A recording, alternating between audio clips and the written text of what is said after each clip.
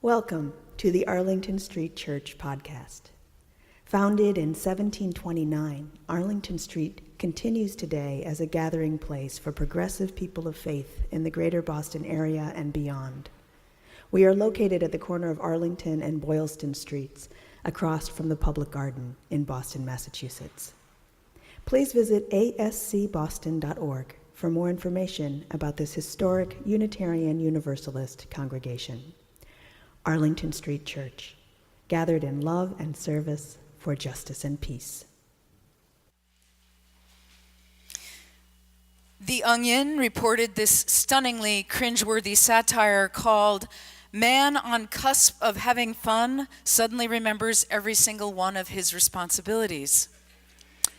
Gaithersburg, Maryland, local man Marshall Platt, 34, came tantalizingly close to kicking back and having a good time while attending a friend's barbecue last night before remembering each and every one of his professional and personal obligations, backyard sources confirmed.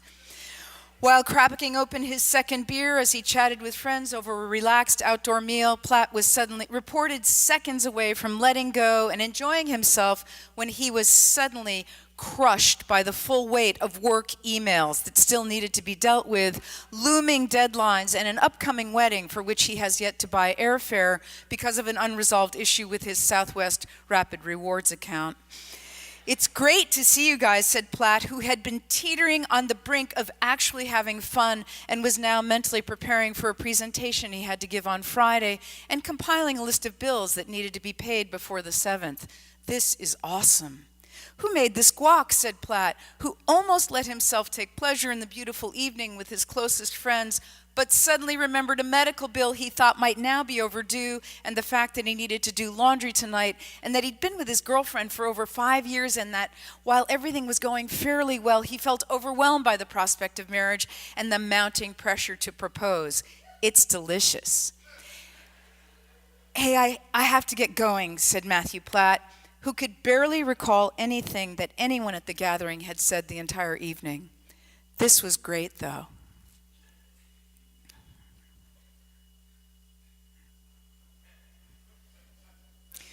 Chickasaw poet and teacher Linda Hogan writes, "Soul loss, called susto in contemporary North American Hispanic communities, is what happens when the world around us disappears. It is a common condition in the modern world, susto. It probably began when the soul was banished from nature, when humanity withdrew from the world, where there was a division into two realms, human and nature, animate and inanimate, sentient and not. This was when the soul first began to slip away and crumble." Henry David Thoreau, our Unitarian forebear whose 200th birthday we celebrate this year, experienced susto all around him and resolved to resist, to live on purpose. Of his sojourn to Walden, he writes, "I went to the woods because I wished to live deliberately, to front only the essential facts of life, and see if I could not learn what it had to teach, and not, when I came to die, discover that I had not lived." But he did more than withdraw from the world. He was very much in it, even heroically in it. Both are instructive, this Thoreau we know and the Thoreau we don't know. Here's the Thoreau we know, lost in the fog on Maine's Mount Katahdin, having the time of his life, having a mystical experience. Passing through an area called the Burnt Lands, he suddenly realizes that he is in a completely wild and unspeakably beautiful place. "This was that earth of which we had heard," he wrote, "made out of chaos and old night. Here was no man's garden, not lawn, nor pasture, nor woodland. It was the fresh and natural surface of the planet Earth, as it was made forever and ever, Man was not to be associated with it. Talk of mysteries. Think of our life in nature, daily to come in contact with rocks, trees, wind on our cheeks, the solid earth, the actual world. Contact, contact. And here he is back in his native Concord, that Thoreau we know. I come to my solitary woodland walk as the homesick go home, he writes. I thus dispose of the superfluous and see things as they are, grand and beautiful. This is the Thoreau who asked, what is enough? And sought to answer that question with his life. What is enough? I wish to know something, he wrote. I wish to be made better. I wish to forget a considerable part of every day, all mean, narrow, trivial men, and therefore I come out to these solitudes where the problem of existence is simplified. I enter some glade in the woods perchance, and it is as if I have come to an open window. It is as if I always met in those places some grand, serene, immortal, infinitely encouraging, though invisible, companion, and walked with him. And then there's the Thoreau many of us don't know. This is the Thoreau I revisit for courage and conviction. The Thoreau who was an abolitionist who welcomed fugitive slaves to his cabin on Walden Pond, a conductor on the Underground Railroad, a citizen who went to jail for refusing to pay taxes because of his opposition to the Mexican-American War and to the Fugitive Slave Act. A quick refresher. In 1850, Congress passed the Fugitive Slave Act, requiring that all escaped slaves were to be returned to their masters. Citizens who did not comply were liable for a fine of $1,000, the equivalent of over $30,000 today. Thoreau argued that paying taxes to a government that enforced this law made citizens morally responsible for slavery. Upstanding meant to commit civil disobedience, a term he coined. Risking charges of treason, Thoreau's mother, Cynthia, founded the Concord Abolitionist Committee and became the town's most active station master on the Underground Railroad, helping enslaved people flee to Canada. In the 2+ years he lived at Walden Pond, Thoreau hosted the annual festival of the Concord Female Anti-Slavery Society, where the speakers included Lewis Hayden, who had escaped slavery in Kentucky. Thoreau sheltered fugitive slaves at his cabin by day and brought them to safe houses in town at night. In 1854, he wrote an essay called Slavery in Massachusetts, based on a speech he gave on July 4th, condemning the North for its unwillingness to rise against the South and secure freedom for all people. The following year, Thoreau brought African-American social reformer and abolitionist Frederick Douglass to speak at the Concord Lyceum. Between October 16th and 18th, 1859, abolitionist John Brown led an armed slave revolt by taking over a United States arsenal at Harper's Ferry, West Virginia. On November 1st, Thoreau defied the forces of law and order and the pleas of so-called respectable friends by delivering a defense of John Brown to 2,500 people here in Boston. The reason why Frederick Douglass is not here, he began, is the reason why I am. Reviewing Laura Dassau-Wall's new Thoreau memoir for The Nation, Jedediah Purdy writes, ice cut from Walden Pond was shipped to India for refrigeration. And as cultural compensation for this early example of globalization, Thoreau received the Bhagavad Gita, the great Hindu epic, which he saw as full of thoughts as clear as Walden's water.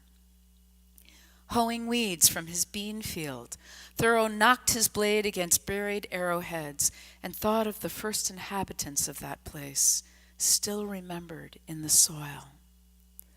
Listening to the Concord militia drill during the Mexican-American War and reading about the Fugitive Slave Act, he realized that he could not separate himself from the crimes of his country, however much he would have liked to do just that.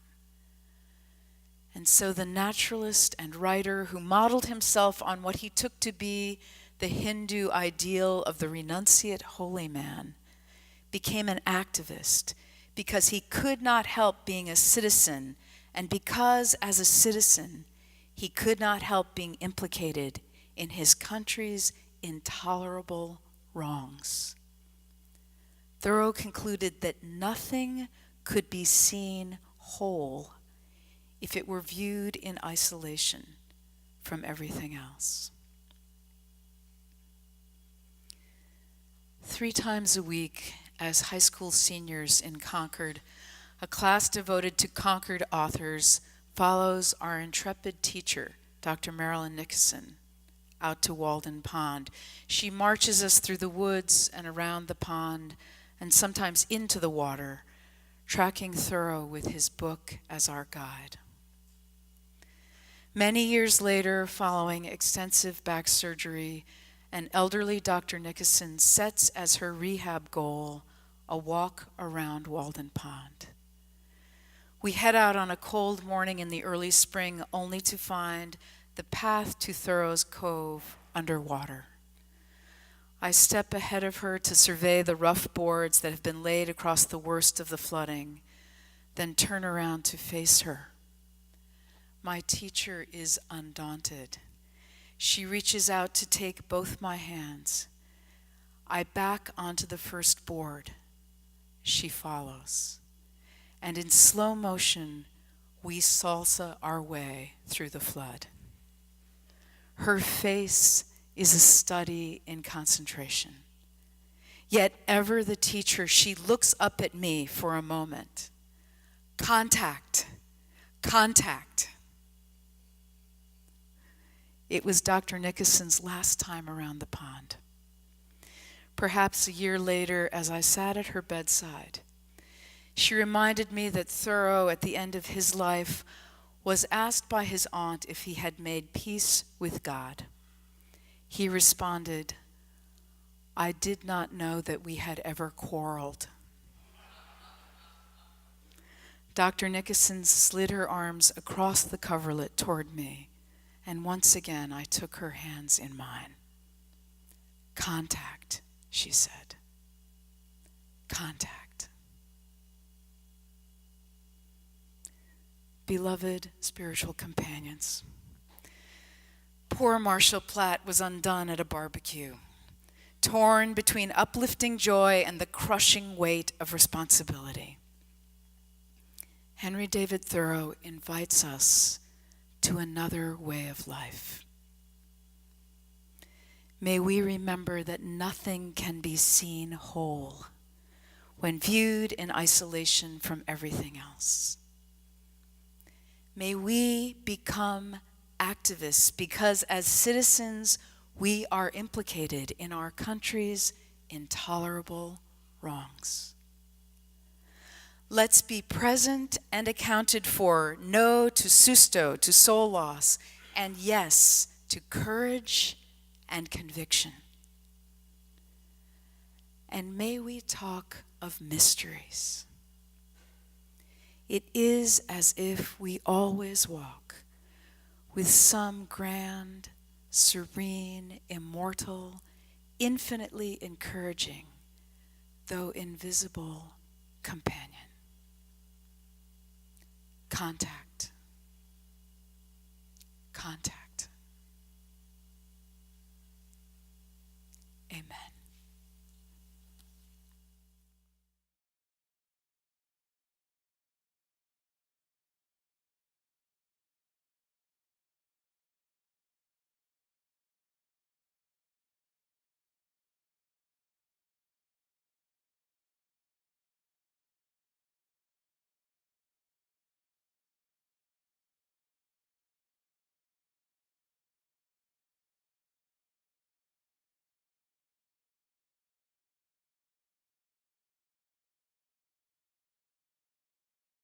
Thank you for listening to this week's podcast. We would love to hear from you via email at office@ascboston.org or through our Facebook page. If you would like to support the good work of Arlington Street Church, please consider a contribution by check in the mail or through our website, ascboston.org.